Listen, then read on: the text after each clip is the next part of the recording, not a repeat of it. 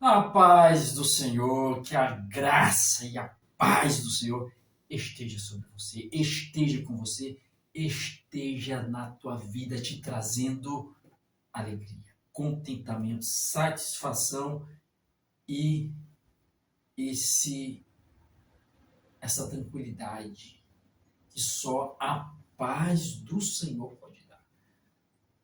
O mundo, ele oferece paz. O mundo apresenta ou busca uma falsa sensação de paz, pensando que a paz está em aspectos humanos, materiais, físicos, concretos. E as pessoas correm atrás desses aspectos e observam que a paz não está lá. Alguns alcançam patamares elevados no aspecto intelectual, no aspecto, outros no aspecto social, de influência dentro da sociedade, poder, outros conseguem uma elevação no aspecto financeiro. E ao chegarem nessas posições, nesses patamares, observe que a paz não está em tanto recurso financeiro que possuem, propriedades, riquezas, não está na intelectualidade, não está no poder social, na influência social. É muito mais.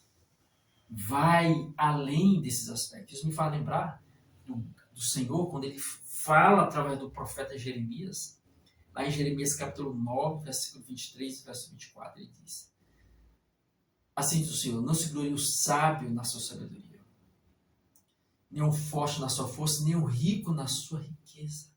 Mas aquele que se gloriar, glorie-se nisso, em me conhecer e saber que eu sou o Senhor. E faço misericórdia, juízo e justiça na terra, porque destas coisas me agrado, diz o Senhor. Então, não se glorie o sábio na sua sabedoria, o forte na sua força e o rico nas suas riquezas. Mas se for de se gloriar, tem que se gloriar no Senhor. Tem que se gloriar em Deus, em Jesus Cristo. Porque é o que vale a pena na vida. Porque tudo isso aqui vai passar. Glórias, status, poder econômico, poder financeiro, poder social, poder intelectual, tudo vai passar. Tudo é transitório. Até a vida vai passar. Já nos ensina o escritor, o salmista no Salmo 90, verso 10. Os anos da nossa vida sobem a 70 anos. O haver vigor 80 e 90. Nesse caso, o que passa disso é canseira e enfado. Porque tudo passa rapidamente e nós voamos. Então, tudo passa rapidamente. Então, por que se agarrar a aspectos físicos, materiais, concretos, e que não satisfazem uma carência interior, um flagelo interior que só pode ser tranquilizado, só pode gerar harmonia e equilíbrio quando é preenchido pela verdadeira paz, que é a paz do Senhor. Ele mesmo disse lá no Evangelho de João, capítulo 14, versículo 27, deixo-vos a paz, a minha paz eu vos dou, não vos la dou como o mundo a dá. Portanto, não vos perturbeis nem fiqueis atemorizados. Por quê? Porque ele é o príncipe da paz. Ele promove a verdadeira paz. Ele é a paz. Ele diz através do profeta Isaías, no capítulo 9, versículo 6. Ele diz, um menino nos nasceu e um filho se nos deu, e o governo está sobre os seus ombros. E o seu nome será maravilhoso, conselheiro, Deus forte, Pai da eternidade e príncipe da paz. Ele é o príncipe da paz. E é esta paz que quer chegar até você. É essa paz que chega até você nesse momento por meio dessa transmissão, por meio deste culto que estamos aqui cultuando o nome do Senhor. Você está cultuando agora aí, ao nome daquele que vive e reina para sempre, nesse culto evangelístico, que é para te trazer o despertamento da importância da presença de Deus nas nossas vidas. É de suma importância nós termos Ele dentro de nós, termos Ele em cada um de nós, habitando em cada um de nós. Sim, habitando, por quê? Porque nós somos uma casa espiritual. E essa casa espiritual, ela tem tranca, ela tem fechadura, ela tem um trinco só pelo lado de dentro. Só você pode abrir a porta. O Senhor, Ele não vai invadir a porta da tua vida, a porta da tua casa, que é a tua vida. Não. Existe alguém que é totalmente o oposto, que invade, derruba, destroça, viola, que é o adversário. Está lá no Evangelho de João, capítulo 10, versículo 10. O ladrão veio somente para matar, roubar e destruir. Mas eu vim para que tenham vida e vida em abundância, disse Jesus. Então, o Senhor, Ele é educado, Ele bate na porta do nosso coração, da nossa casa. Ele mesmo disse lá, é uma verdade dentro do contexto, bem como é uma verdade fora do contexto, que é a mensagem que ele via a uma das igrejas da Ásia. Nós temos lá, no livro de Apocalipse, 7 igrejas, que é o capítulo 2 e o capítulo 3 de Apocalipse, cita lá 7 igrejas, que são as 7 igrejas da Ásia: Éfeso, Esmirna, Tiátira, Pérgamo, Sardes, Filadélfia e Laodiceia. E lá na igreja de Laodiceia, no capítulo 3, versículo 20, o Senhor diz o seguinte: olha o que o Senhor fala para aquela igreja. Em Apocalipse 3, e o verso de número 20. Ele diz: eis que estou à porta e bato. Se alguém ouvir a minha voz e abrir a porta, entrarei em sua casa, cearei com ele e ele comigo. Então, ele está à porta. Está à porta daquela igreja e está à porta de cada um de nós, batendo, chamando, para que venhamos abrir o nosso coração e deixar ele entrar, e deixar ele repousar, e deixar ele habitar dentro de nós. A porta estará aí, sendo tocada.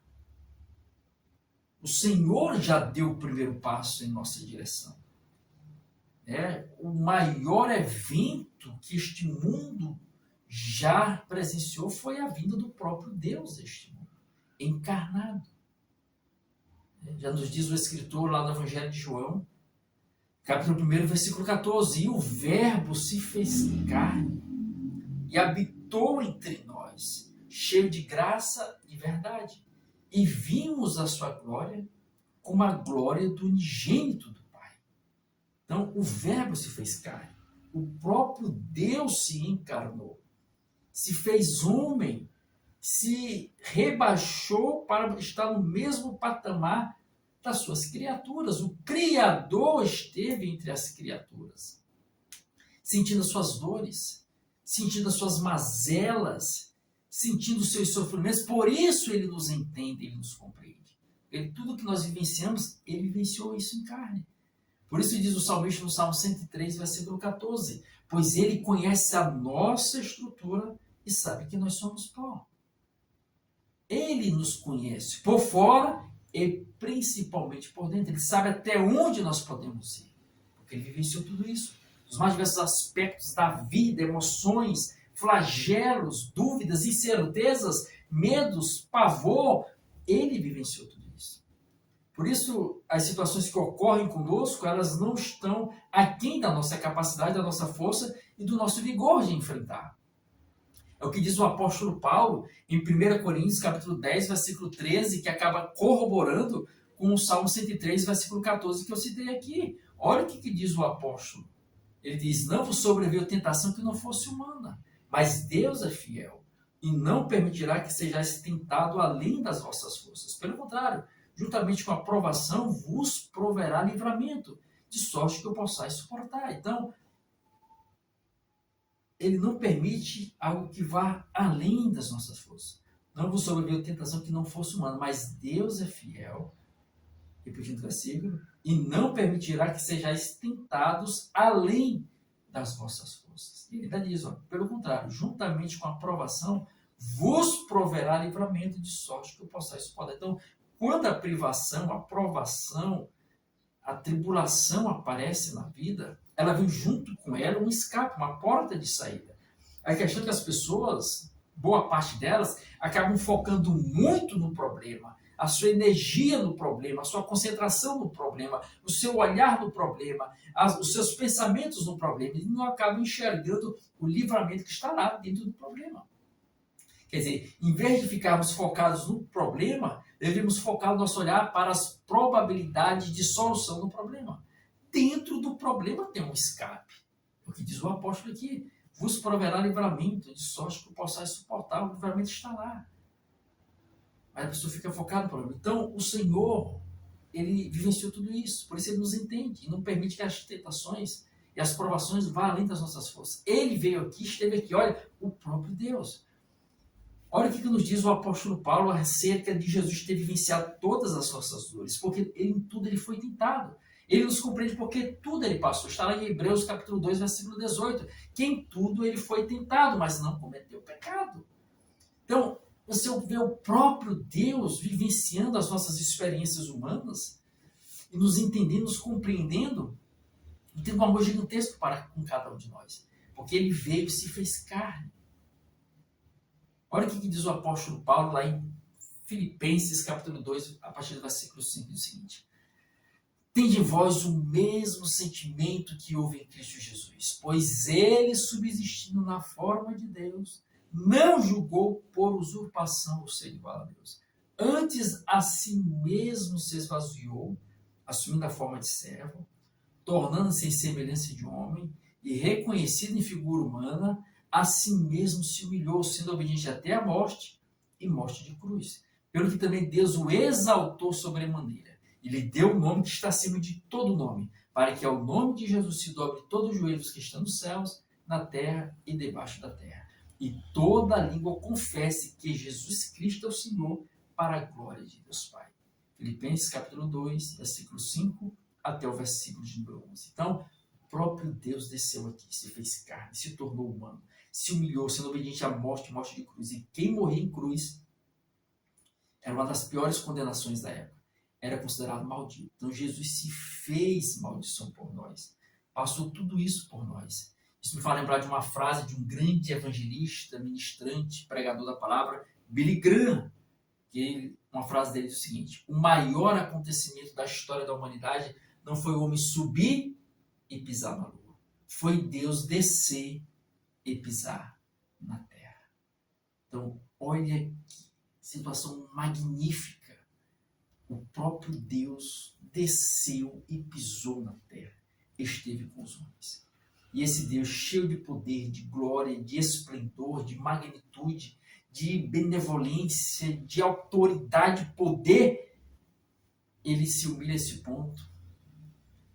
Está conosco.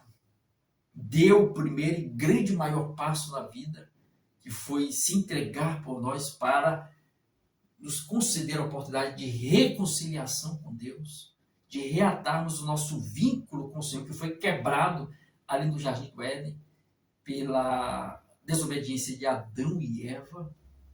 E agora, esse mesmo Deus que tem toda a razão e autoridade e poder, não joga nada na nossa cara. Pelo contrário, ainda vem atrás de nós, nos chamando, nos convidando, nos propondo, nos ofertando a oportunidade de salvação.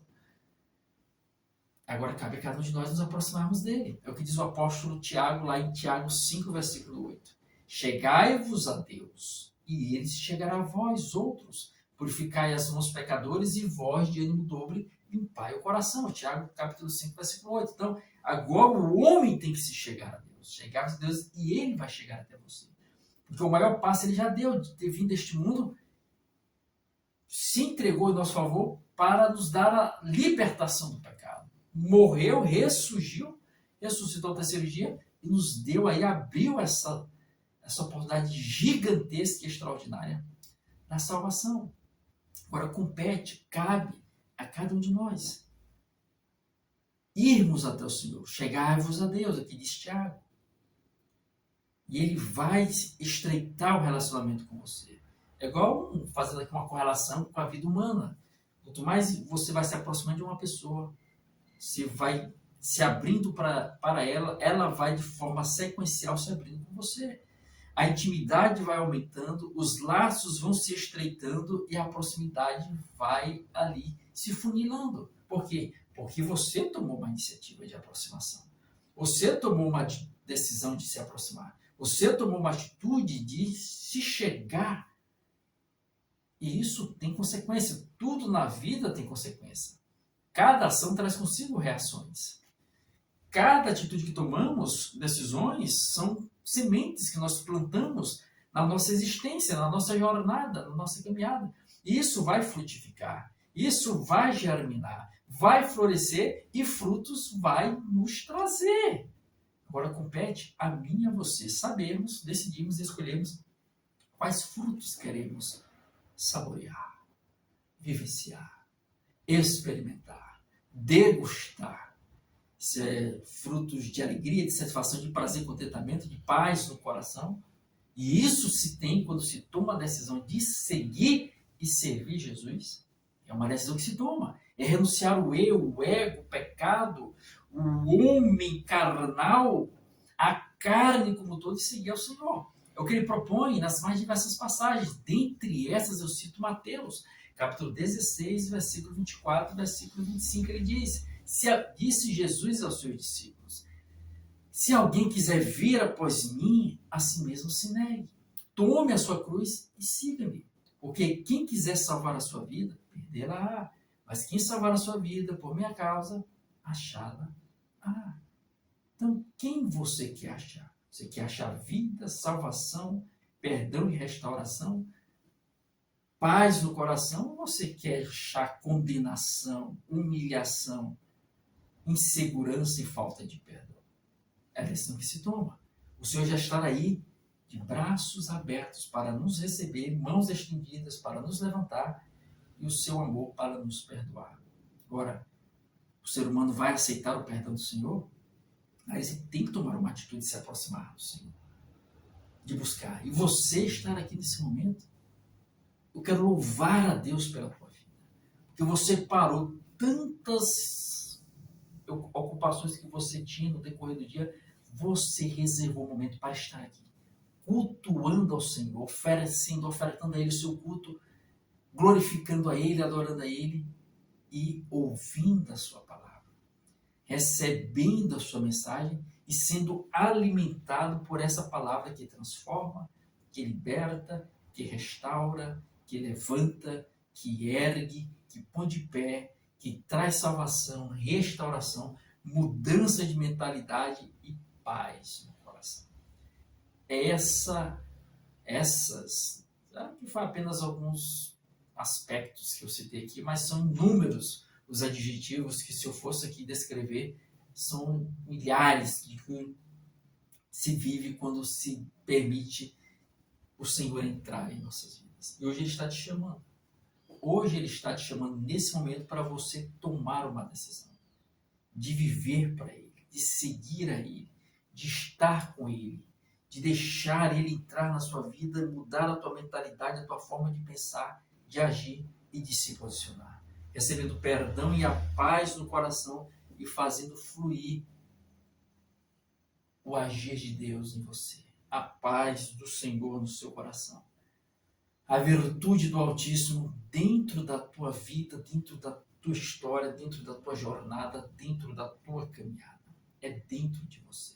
Você que vai escolher, você que vai decidir, você que vai optar e você quem vai, assim, se posicionar. Então, o Senhor hoje te chama. O Senhor hoje está a te chamar. Qual vai ser a tua escolha? Qual vai ser a tua decisão? Qual vai ser a tua atitude no dia de hoje? A palavra dele diz lá em Hebreus, capítulo 3, versículo 15. Se hoje ouvires a minha voz, não endureçais o vosso coração, como foi no dia da provação. Não endureça, o Senhor está batendo na porta do teu coração te chamando. Venha para Ele. Neste momento, eu quero te convidar a vir até aqui à frente. Você que está aí pode se ajoelhar na frente desse aparelho, não diante do homem, mas diante do Senhor, e se aproxime, nós vamos orar apresentando a sua vida, se você quer receber Jesus como Senhor e Salvador, ou você que está afastado e quer reconciliar. Então você vai ajoelhar, feche os olhos e repita comigo essas frases. Diga: Senhor Jesus, me receba como filho, como filha, perdoa os meus pecados, purifica-me em teu sangue, escreva e reescreva o meu nome no livro da vida e me firme nos teus caminhos, em nome de Jesus. Amém. Deixa eu orar agora. Pai, te apresento cada vida que te recebe como Senhor e Salvador. Perdoa os seus pecados, purifica em teu sangue, escreva e reescreva os seus nomes no livro da vida, fortalece em ti, receba como filho e como filha, em nome de Jesus. Amém. Graças. Então, a paz do Senhor. Se levante já como salvo. Eu estou salvo. É a palavra que me dá essa certeza, as sagradas escrituras. Não vai nessa fé e nessa força. Amém? Deus abençoe. Então, quando você vai se deslocando para os seus lugares, eu quero convidar você que quer receber da parte do Senhor a cura. Você acredita que Deus pode te curar, que Jesus pode te curar. Não é o homem, é Deus, através da fé. A palavra diz lá no Evangelho de João, capítulo 11, versículo 40. Respondeu Jesus: se creres, verás a glória de Deus. Se creres, verás a glória de Deus. Então, acredite, confie que Ele pode te curar. Ele está na palavra dele. Isaías 53, verso 4, verso 5. Certamente Ele levou sobre si as nossas enfermidades e as nossas dores levou sobre si.